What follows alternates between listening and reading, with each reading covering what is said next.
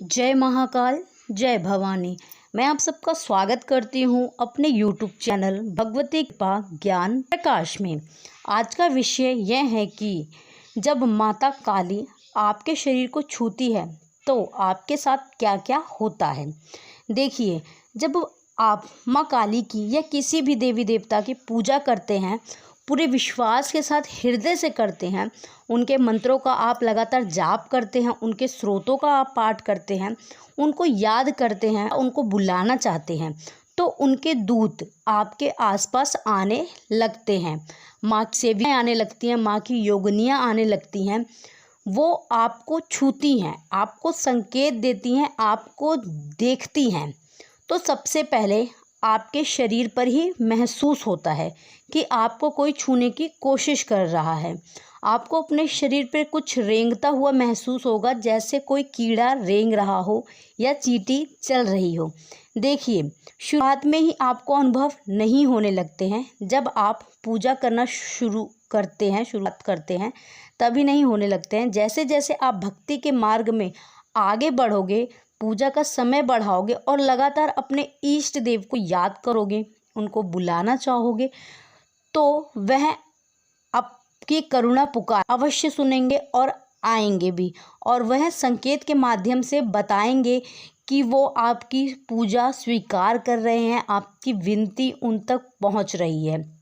और उन्हीं प्रार्थनाओं से, उनको याद करने से आपके शरीर पर अनुभव होने लगते हैं। अगर आपके साथ भी ऐसा होता है, आपको भी ये अनुभव होते हैं, तो खुश हो जाइए और समझ जाइए कि आपकी पूजा आपके भगवान तक, आपके इष्ट तक पहुंच रही है, आपके आराध्य तक। उन्होंने आपकी प्रार्थना सुन ली है और उनकी शक्तियां आपके घर में जागृत होने लगी हैं। शक्तियां आपके साथ चलने लगी हैं। आप जिस भी देवी या देवता की पूजा कर रहे हैं, उनकी शक्तियां आपके आसपास आने लगी है। तो जब वह आने लगते हैं तो वह कुछ संकेत देते हैं हमको, जिनके माध्यम से हम जान पाते हैं कि हाँ, हमारे घर में माँ काली की जो शक्तियाँ हैं वह जागृत हो गई है। जिसका सर्वप्रथम जो संकेत होता है वह होता है कि जैसे जैसे आप पूजा करते हैं माता काली की, तो आपके आज्ञा चक्र पे, जो दोनों भुवों के बीच में चक्र होता है, आज्ञा चक्र, उस पे आपको एक खिंचाव सा महसूस होता है। ऐसा लगता है कि वो अंदर की तरफ खिंच रहा है, चुंबक, जैसे चुंबक सा खिंचाव हो रहा है, वो धंस रहा है अंदर की तरफ। जैसे जैसे आपकी पूजा का समय बढ़ता है, वैसे वैसे माथे पर खिंचाव भी बढ़ता है और जो भविष्य में घटना होने वाली है, शुभ या अशुभ, उसका आपको पहले से ही आभास होने लगता है। दूसरा जो संकेत है कि यदि आप माँ काली के किसी मंत्र का या स्रोत का पाठ कर रहे हैं या उनके चालीसे का पाठ कर रहे हैं और उसको कंटिन्यू आप कर रहे हैं, और करना भी चाहिए, और पूजा का समय भी बढ़ा देना चाहिए, और आप देखेंगे कि मंत्र की ऊर्जा से धीरे धीरे आपकी जो दिव्य दृष्टि है वह खुलने लगी। तो इस जगत की जो सूक्ष्म चीज़ें हैं, जो हम एक नॉर्मल आंखों से नहीं देख सकते हैं, वह सब आपको दिखने लगेंगी। आपको उसका अनुभव, आभास भी होने लगेगा। और दिव्य दृष्टि खुलने से और मंत्रों की ऊर्जा से एक पॉजिटिव ऑरा, एक घेरा आपके चारों तरफ बन जाता है। ठीक है, और जब वो बन जाता है तो उसका बेनिफिट ये होता है कि कोई भी बुरी शक्ति, नकारात्मक शक्तियाँ आपके आसपास आएंगी ज़रूर, क्योंकि मंत्रों की ऊर्जा से नेगेटिव एनर्जी अट्रैक्ट होती है, लेकिन वह आपको छू नहीं पाएगी, आपको कोई नुकसान नहीं पहुंचाएगी, क्योंकि मंत्र की ऊर्जा ने आपके चारों तरफ एक प्रोटेक्ट घेरा बना दिया, जो आपको प्रोटेक्ट कर रहा है, आपकी प्रोटेक्शन कर रहा है। ठीक है, तो यह भी एक संकेत होता है। तीसरा संकेत होता है कि आपके हाथों में शक्तियाँ आने लगती हैं। अब शक्तियाँ हाथ में आने लगती हैं, इसका मतलब ये नहीं कि जैसे देवी देवताओं के पास शक्तियाँ होती है, ऐसा नहीं। अगर देखिए, अगर आप मंत्रों का जाप करते हैं, किसी शक्ति का आवाहन करते हैं, तो वह आपके हाथ में शक्तियाँ आने लगती हैं। आपके हाथ तो सुन्न होने लगते हैं। अगर आप अपने छू कर किसी को कोई चीज़ दे देते हैं या कोई फल फूल भी दे देते हैं, तो वह भी प्रसाद तुल्य हो जाता है। ठीक है, अगर किसी के सिर पे भी अगर आप हाथ रख देते हैं, तो उसकी परेशानियां पूरी तरीके से दूर होने लगती है, दूर हो भी जाती है। ठीक है, या तो अगर आप देखिए, जैसे पूजा कर रहे हैं, पूजा करके उठ के आ रहे हैं और आपके घर पे या फिर आपके सामने कोई दुखी इन जो दुखी है, और अगर आपने उसके सिर पे हाथ रख दिया, उसके दुख धीरे धीरे दूर होने लगेंगे। यह बहुत बड़ा एक संकेत होता है। और आप जो भी से वचन कहते हैं वह भी सत्य होने लगेंगे, ठीक है। यह एक बहुत बड़ा संकेत होता है। अगर आप किसी को पानी में भी फूंक मार के दे देते हैं, फूल में भी फूंक मार के दे देंगे किसी बीमारी हाड़ी गाड़ी के लिए, तो भी उसे आराम पहुंचने लगता है।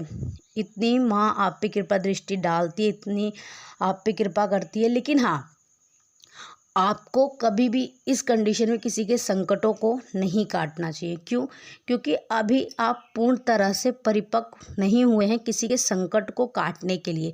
शक्ति आएगी, वो संकट काटने की पूरी कोशिश करेगी, क्योंकि वो शक्ति है। लेकिन आपको खुद पे कंट्रोल करना है। संकट काटने के लिए सबसे पहले गुरु का होना बहुत आवश्यक होता है। अगर गुरु आपका नहीं है और शक्ति ने किसी का संकट काट दिया, तो उसका संकट तो कट जाएगा, लेकिन उसका जो दुष्प्रभाव है वो आप पे और आपके शरीर घर पे देखने को मिलेगा।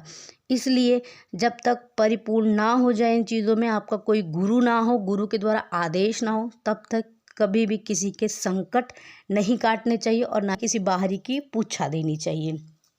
अगला जो संकेत होता है वह होता है जीवा पर माँ सरस्वती वास करने लगती है। माँ सरस्वती का वास हो जाता है आपकी जीवा पर। आप जो भी बोलते हैं वह सच होने लगता है। आपकी जीवा पर उस देवी या देवता का वास होने लगता है जिनकी आप पूजा करते हैं। और माता काली की शक्ति जब आपके शरीर में आती है और जीभा पर आके बैठती है, तो आपको अपनी जीभा जो जीभ है वो जगह जगह से कटी हुई ऐसे निशान से आपको मिलेंगे। आपको ऐसा महसूस होगा कि जैसे आपकी जीभा जो है वह छिल गई है।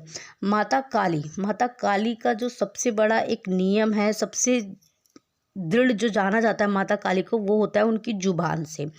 माता काली जुबान की बहुत पक्की होती हैं। कोई वचन निकल गया अगर माँ काली के भगत से, अगर उनके मुख से कोई वचन निकल गया आपके लिए आशीर्वाद के रूप में या बद्दुआ के रूप में, तो वह कार्य अवश्य सिद्ध होगा। इसलिए माँ काली के भगत को थोड़ा सोच समझ के भी बोलना चाहिए। उनको खुद की जुबान पे बहुत ज़्यादा कंट्रोल रखना चाहिए। तो यह कुछ लक्षण थे जो मैंने आपको बताया है, जिनके माध्यम से आप जान सकते हैं कि माता काली की जो शक्ति हैं वे आपको शरीर को छू रही हैं, ठीक है। मैं आशा करती हूँ कि मेरे द्वारा बताई गई हुई जानकारी आप सबको पसंद आई होगी। यदि आप मेरे चैनल पे पहली बार आए हैं तो कृपया करके चैनल को सब्सक्राइब कर बेल आइकन को अवश्य प्रेस करें, ताकि भविष्य में आने वाली वीडियो का नोटिफिकेशन आप तक सबसे पहले पहुंचे। वीडियो को लाइक करें, शेयर करें एंड कमेंट करें। मैं मां भवानी और बाबा भोलेनाथ से प्रार्थना करती हूं कि वह आप सब पे अपनी कृपा दृष्टि बनाए रखें। आप सब लोग खुश रहें, खुशहाल रहें। आप सबके घर में धन धान्य की बरकत हो। धन्यवाद। जय महाकाल, जय भवानी।